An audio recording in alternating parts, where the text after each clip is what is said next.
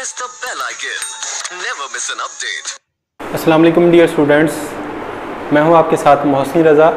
हैथम academy YouTube channel से हम 9th और 10th की केमिस्ट्री को डिस्कस कर रहे हैं और 9th की केमिस्ट्री में हमने सेकंड चैप्टर जो है उसको शुरू किया है। सेकंड चैप्टर में हमने कैथोड रेज के बारे में पढ़ा था, केनाल रेज के बारे में, फिर रदरफोर्ड्स एटॉमिक मॉडल के बारे में पढ़ा था। आज हमारा जो टॉपिक है बहुत ही इंपॉर्टेंट टॉपिक है, बोहर्स एटॉमिक मॉडल। तो बोहर्स एटॉमिक मॉडल में आपको क्वेश्चन कैसे आ सकते हैं और इसका लॉन्ग क्वेश्चन कैसे बनता है, शॉर्ट क्वेश्चन इसमें कैसे आते हैं, ये चीज़ें हम देखेंगे। फिर इसमें जो है वो रदरफोर्ड के साथ इसको कैसे कंपेयर करना है, ये भी सारी चीज़ें हम इसमें क्या करेंगे, डिस्कस करेंगे। तो आज का जो हमारा टॉपिक है वो है बोहर्स एटॉमिक मॉडल। तो सबसे पहले आपको याद होगा, मैंने आपको जो आपके पास रदरफोर्ड्स का एटॉमिक मॉडल था, हमने कहा था कि ये किस पे डिपेंड करता है, ये क्लासिकल थ्योरी पे डिपेंड करता है, ग्रेविटी के लॉ के ऊपर क्या करता है, बेस करता है। जबकि बोहर्स का एटॉमिक मॉडल है ये किस पे डिपेंड करता है, ये क्वांटम थ्योरी के ऊपर, किसके ऊपर, क्वांटम थ्योरी के ऊपर क्या करता है, बेस करता है। क्वांटम थ्योरी जो है ये क्या है, क्वांटम थ्योरी जो है इसको रिप्रेजेंट किया था किसने, मैक्स प्लॉन्क्स ने।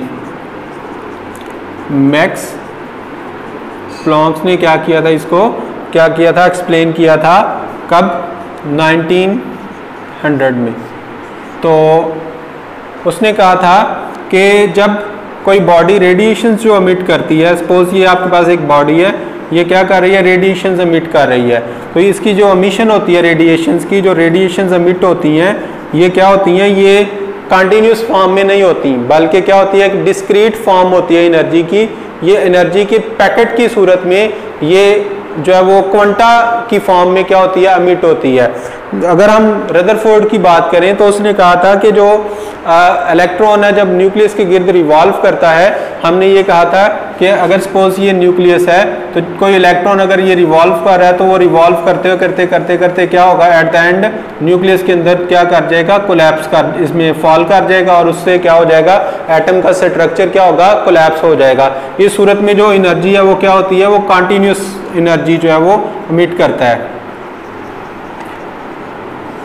Continuous spectrum. रदरफोर्ड ने यही कहा था कि वो लेकिन अगर हम इसकी बात करें, मैक्स प्लॉन्क्स की जो थ्योरी थी, क्वांटम थ्योरी, तो उसने कहा था कि जब कोई बॉडी रेडिएशन एमिट करती है, सपोज मैं आपको मिसाल देता हूं कि आप एक आयरन बॉल है, लोहे का एक बॉल है, उसको आप हीट करते हैं, तो जब आप उसमें हीट करना उसको बंद करेंगे तो उसमें से जब रेडिएशन, हीट की रेडिएशन एमिट होंगी तो वो जो रेडिएशन की एमिशन होगी वो क्या होगी, एक स्पेसिफिक अमाउंट ऑफ एनर्जी की फॉर्म में होगी, वो कॉन्टिन्यूसली नहीं होगी बल्कि डिसकंटिन्यूस वे में क्या होगी, एमिट होगी। तो कोई भी बॉडी जब रेडिएशन एमिट करती है तो वो क्या करती है, वो कंटिन्यूस नहीं बल्कि डिसकंटिन्यूस फॉर्म में क्या करती है, एमिट करती है।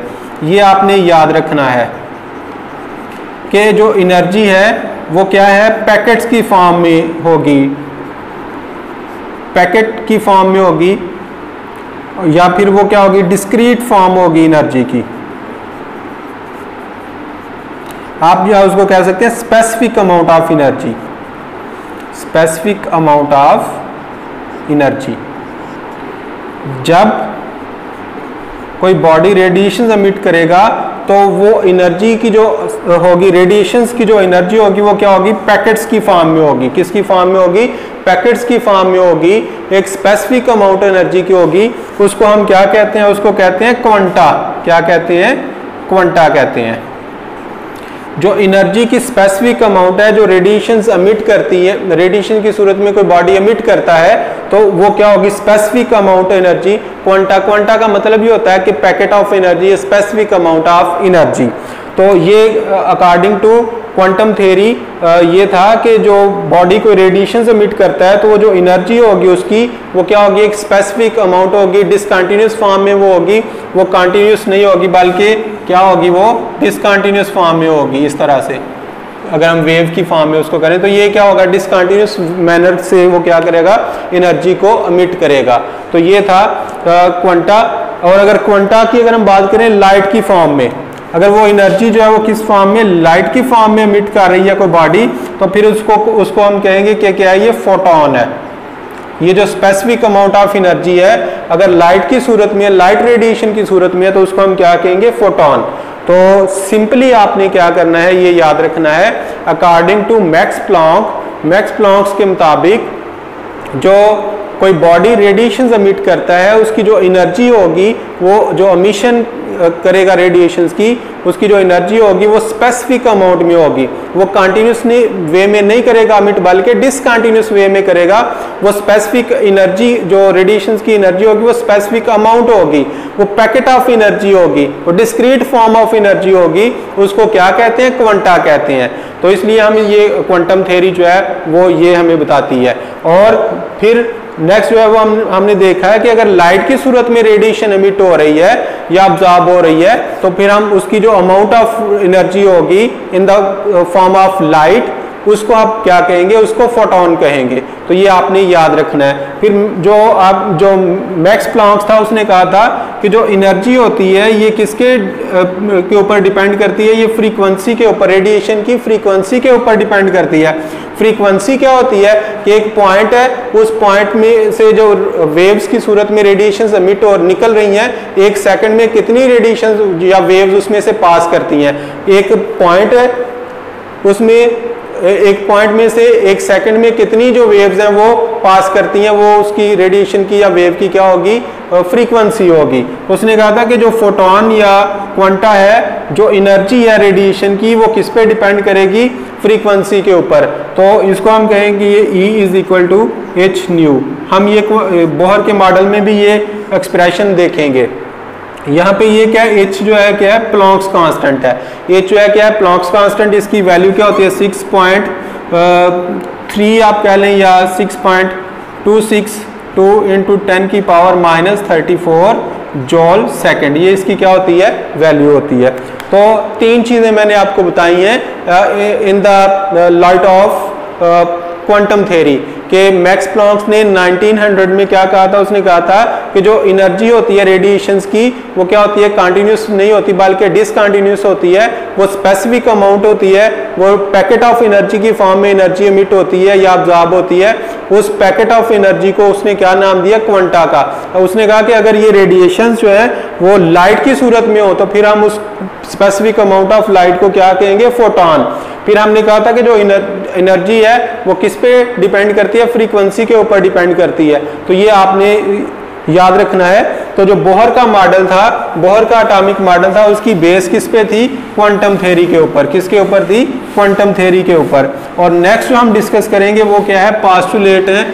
आपके पास जो बोहर्स एटॉमिक मॉडल है उसके पोस्टुलेट हैं।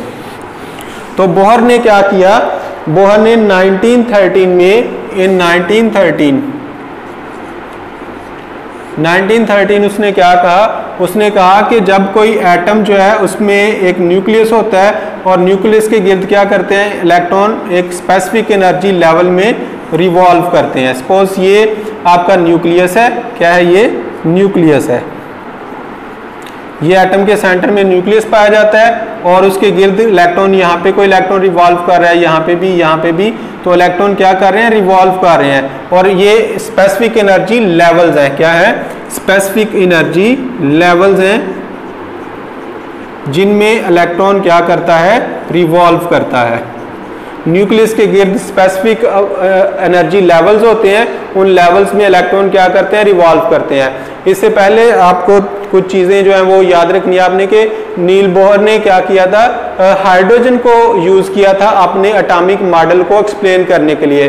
हाइड्रोजन जो होता है उसके पास सिर्फ एक इलेक्ट्रॉन होता है, तो उसको एक्सप्लेन करना क्या था? आसान था। तो उसने उसके डिफरेंट एनर्जी लेवल्स को भी एक्सप्लेन किया, रेडियस को भी एक्सप्लेन किया। तो ये उसने क्या किया? हाइड्रोजन एटम को यूज़ किया, क्योंकि वो सिंगल इलेक्ट्रॉन वाला सिस्टम था, तो उसको एक्सप्लेन करना क्या था? आसान था। तो अगर हम इसके पोस्टुलेट की बात करें तो पहला पोस्टुलेट क्या है कि जो इलेक्ट्रॉन रिवॉल्व करते हैं न्यूक्लियस के गिर्द, वो क्या होता है? स्पेसिफिक एनर्जी लेवल्स में करते हैं। उनको आप क्या कहते हैं? ऑर्बिट कहते हैं। क्या कहते हैं? ऑर्बिट कहते हैं या शेल्स कहते हैं। ऑर्बिट्स कहेंगे या फिर उनको शेल्स का नाम देते हैं। तो रदरफोर्ड ने क्या कहा था, उसने कहा था कि जो इलेक्ट्रॉन होता है वो न्यूक्लियस के गिर्द जब रिवॉल्व करता है तो अपनी एनर्जी कंटिन्यूसली एमिट करता है। तो यही उसका डिफेक्ट था कि अगर वो कंटिन्यूसली एनर्जी एमिट करता है तो इलेक्ट्रॉन को न्यूक्लियस के करीब करीब होते जाना चाहिए और फिर वो एट द एंड क्या हो, उसके अंदर फॉल कर जाए और एटम का जो स्ट्रक्चर है वो कोलैप्स हो जाए। यही उसका क्या था, डिफेक्ट था। इसको उसने कैसे दूर किया, बोहर ने, उसने कहा कि इलेक्ट्रॉन एक स्पेसिफिक एनर्जी लेवल में, इस लेवल की एनर्जी स्पेसिफिक है, इसकी भी स्पेसिफिक है, इसकी भी स्पेसिफिक है। इसको उसने रिप्रेजेंट किया था n के साथ। पहला जो है उसको 1 का नाम दिया, दूसरे को ये आपके पास क्या n1, ये आपके पास क्या n2 और ये आपके पास n3। तो n जो है ये नंबर ऑफ ऑर्बिट या नंबर ऑफ शेल्स को कहते हैं, ठीक है जी। तो इसकी एनर्जी क्या होगी, स्पेसिफिक होगी, इसकी भी स्पेसिफिक होगी, इसकी भी स्पेसिफिक होगी। एक चीज आपने पहला पास्टुलेट ये आपने याद रखना है कि जब इलेक्ट्रॉन रिवॉल्व करते हैं वो स्पेसिफिक एनर्जी लेवल में क्या करते हैं, रिवॉल्व करते हैं। दूसरा क्या है कि जब वो स्पेसिफिक एनर्जी लेवल में क्या करते हैं, रिवॉल्व करते हैं इलेक्ट्रॉन्स, तो वो क्या करेंगे, एनर्जी को ना तो वो अब्जॉर्ब करेंगे, ना तो एनर्जी को क्या करेंगे, अब्जॉर्ब करेंगे, और ना ही क्या करेंगे, एमिट करेंगे। जब तक वो स्पेसिफिक एनर्जी लेवल में रिवॉल्व करते रहते हैं, अगर एक इलेक्ट्रॉन यहाँ पे रिवॉल्व करता जा रहा है तो वो ना तो अपनी एनर्जी को अब्जॉर्ब करेगा, ना ही अपनी एनर्जी एमिट करेगा। यहाँ पे कोई इलेक्ट्रॉन रिवॉल्व कर रहा है तो वो भी ये क्या होगा, ना तो एनर्जी अब्जॉर्ब करेगा, ना एनर्जी एमिट करेगा। तो फिर वो एनर्जी एमिट या अब्जॉर्ब कैसे करेगा, तीसरे नंबर पे आपने देखना है वो एनर्जी एमिट या अब्जॉर्ब कैसे करता है। तो जब कोई इलेक्ट्रॉन जो है, आपने याद रखना है, ये जो न्यूक्लियस के करीब शेल होता है जिसको हमने n1 का नाम दिया, ये n2 के इक्वल है, ये n जो है 3 के इक्वल है। तो जो न्यूक्लियस के गिर्द एनर्जी लेवल होता है उसकी जो एनर्जी होती है सबसे कम होती है, ये लोअर एनर्जी वाला ऑर्बिट होगा, ठीक है जी। ये हायर एनर्जी ऑर्बिट होगा, ये उससे भी जो है वो क्या होगा, हायर एनर्जी वाला होगा। तो ये आपने याद रखना है, जो जो हम न्यूक्लियस के गिर्द जो है वो दूर जाते जाएंगे तो एनर्जी लेवल्स की जो एनर्जी है वो क्या होती जाएगी, इंक्रीज होती जाएगी। तो अगर हम इसकी बात करें, ये जो पहला एनर्जी लेवल है ये कम एनर्जी वाला है, दूसरा उससे ज्यादा है, तीसरा उससे भी ज्यादा है। तो इलेक्ट्रॉन जो है वो कब एनर्जी एमिट या अब्जॉर्ब करेगा, ये बहुत ही इंपॉर्टेंट क्वेश्चन है, आपको शॉर्ट क्वेश्चन पूछा जा सकता है कि कोई इलेक्ट्रॉन अपनी एनर्जी कब एमिट या अब्जॉर्ब करता है। तो जब कोई एटम जो है न्यूक्लियस के गिर्द कोई इलेक्ट्रॉन जब रिवॉल्व करता है तो वो हायर एनर्जी, यहाँ पे कोई इलेक्ट्रॉन रिवॉल्व कर रहा है तो वो यहाँ पे जंप करता है, तो इसमें वो क्या करेगा, रेडिएशंस एमिट करेगा, एनर्जी को क्या करेगा, एमिट करेगा। इस सूरत में क्या होगा, एनर्जी की एमिशन होगी, एनर्जी एमिट करेगा रेडिएशंस की सूरत में।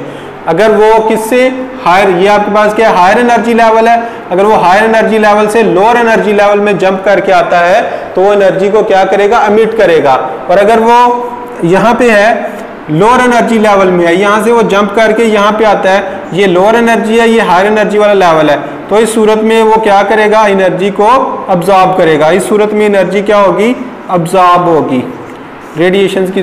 तो ये आपने याद रखना है कि एक इलेक्ट्रॉन एनर्जी कब एमिट करता है, रेडिएशंस कब एमिट करता है, जब वो हायर एनर्जी लेवल से लोअर एनर्जी लेवल में जाता है, और जब वो लोअर से हायर में जाएगा तो फिर वो एनर्जी क्या करेगा, अब्जॉर्ब करेगा। ये जो एनर्जी एमिट होती है, इसका एनर्जी का डिफरेंस हम निकालें तो ये क्या होता है, डेल्टा ई होता है, E2।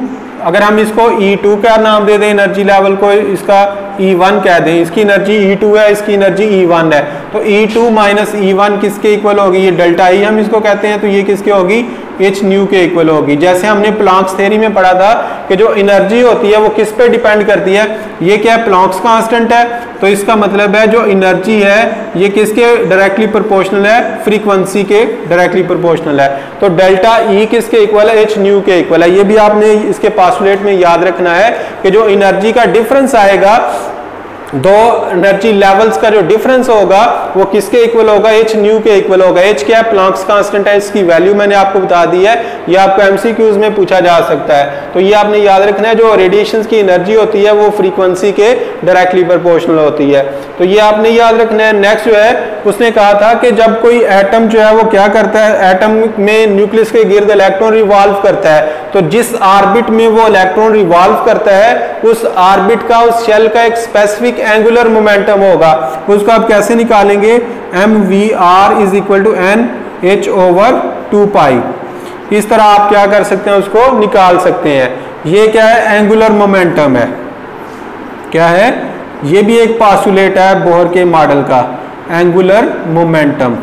तो एंगुलर मोमेंटम क्या होगा, हर ऑर्बिट का इसका अपना स्पेसिफिक एंगुलर मोमेंटम होगा, इस ऑर्बिट का अपना एंगुलर मोमेंटम, इस ऑर्बिट का अपना। तो इलेक्ट्रॉन जब उसमें रिवॉल्व करेगा क्या होगा, एक स्पेसिफिक, यहाँ पे जो इलेक्ट्रॉन रिवॉल्व कर रहा है तो वो इसी ऑर्बिट में ही रिवॉल्व करेगा, और यहाँ पे कोई इलेक्ट्रॉन रिवॉल्व कर रहा है तो ये इसका जो स्पेसिफिक एंगुलर मोमेंटम होगा उसी एंगुलर मोमेंटम वाले ऑर्बिट में कोई इलेक्ट्रॉन क्या कर सकता है, रिवॉल्व कर सकता है। तो ये याद रखना है आपने कि जब इलेक्ट्रॉन जो है वो किस में रिवॉल्व करेगा, एक स्पेसिफिक एंगुलर मोमेंटम वाले ऑर्बिट में। तो हर ऑर्बिट का एंगुलर मोमेंटम क्या होगा, स्पेसिफिक होगा।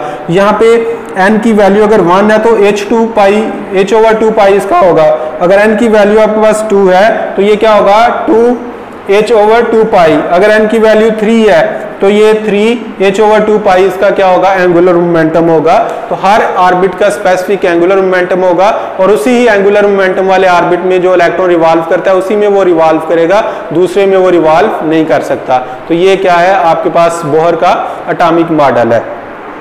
तो इसमें आपने जो कंपैरिजन करना है, कंपैरिजन में अगर हम देखें तो जो बोहर का मॉडल है इसकी बेस किस पे है, क्वांटम थ्योरी के ऊपर है, जबकि रदरफोर्ड की किस पे थी, क्लासिकल थ्योरी के ऊपर थी। जो क्लासिकल पढ़ते हैं, फिजिक्स पढ़ते हैं हम, या जो ग्रेविटी के लॉ है, ग्रेविटी का लॉ है उसके ऊपर वो डिपेंड करता है। फिर उसने कहा था कि जो इसका मॉडल है वो प्लेनेटरी मॉडल है, यानी सोलर सिस्टम के साथ उसने उसको क्या किया था, रिजेंबल किया था। फिर उसमें हम देखते हैं कि जो रदरफोर्ड ने कहा था कि जब इलेक्ट्रॉन रिवॉल्व करता है न्यूक्लियस की तो वो कंटिन्यूसली एनर्जी क्या करता है, एमिट करता है। तो बोहर के मुताबिक वो एनर्जी कंटिन्यूसली एमिट नहीं करता, वो एमिट या अब्जॉर्ब कब करता है, जब हायर से लोअर एनर्जी लेवल में आता है तो एनर्जी एमिट करता है, जब लोअर से हायर में जाता है एनर्जी लेवल में इलेक्ट्रॉन तो वो एनर्जी अब्जॉर्ब करता है। फिर उसने कहा था कि इसका जो स्पेक्ट्रम होता है एटम का वो क्या होता है, कंटिन्यूस होता है। बोहर के मुताबिक उसका स्पेक्ट्रम क्या होता है, वो जो है वो क्या होता है, कंटिन्यूस नहीं होता बल्कि लाइन स्पेक्ट्रम होता है। फिर उसने एनर्जी लेवल का कॉन्सेप्ट दिया बोहर ने कि हर जो इलेक्ट्रॉन है वो उसकी एक स्पेसिफिक एनर्जी लेवल में रह के वो क्या करता है, रिवॉल्व करता है। यानी शेल्स का जो था कॉन्सेप्ट वो बोहर ने दिया था, रदरफोर्ड ने नहीं दिया था। तो ये आपने याद रखना है। ये आपको लॉन्ग क्वेश्चन भी पूछा जा सकता है, शॉर्ट भी पूछा जा सकता है। बोहर के एटॉमिक मॉडल और रदरफोर्ड के एटॉमिक मॉडल का कंपैरिजन भी पूछा जा सकता है।